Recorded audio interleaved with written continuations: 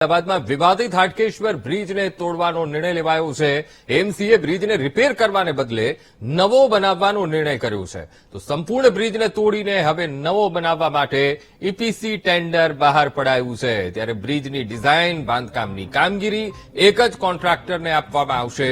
અગાઉ ડિઝાઇન બાંધકામ અને પ્રોજેક્ટ એ અલગ અલગ કોન્ટ્રાક્ટરોને આપવામાં આવ્યા હતા। અલગ અલગ એજન્સીઓએ એમાં કામ કર્યું હતું। ત્યારે હાટકેશ્વર બ્રિજના સ્પાનને તોડીને રિપેર કરવાનો નિર્ણય કરાયો હતો।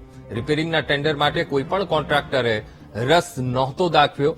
એમસીએ 51.70 કરોડના ખર્ચે એ નવો બ્રિજ બનાવવાનું ટેન્ડર બહાર પાડ્યું છે। તો આજ મુદ્દે સંવાદદાતા પાર્થ જાની ફોનલાઈન પર જોડાઈ ગયા છે। પાર્થ, અમદાવાદમાં વિવાદિત હાટકેશ્વર બ્રિજને તોડવાનો નિર્ણય આ પહેલા રિપેર કરવાનો હતો અને હવે નિર્ણય તેને તોડી પાડવાનો। પાર્થ, જી અંકુર, ચોક્કસથી જે રીતનો અમદાવાદના હાટકેશ્વર વિસ્તારનો બ્રિજ છે તે પહેલેથી જ વિવાદમાં છે।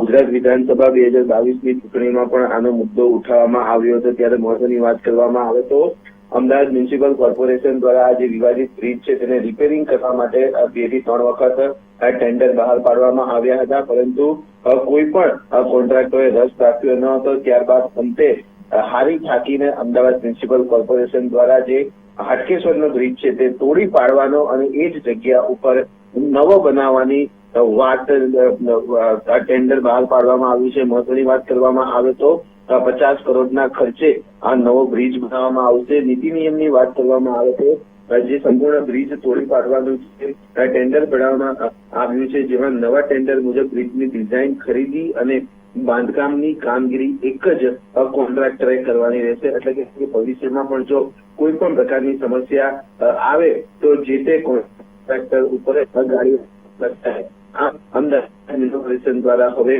51 કરોડના ખર્ચે નવો બ્રિજ બનાવવાનું ટેન્ડર બહાર પાડવામાં આવ્યું છે। જી બિલકુલ પાર્થ, સમગ્ર માહિતી સાથે જોડાવા બદલ આપનો આભાર।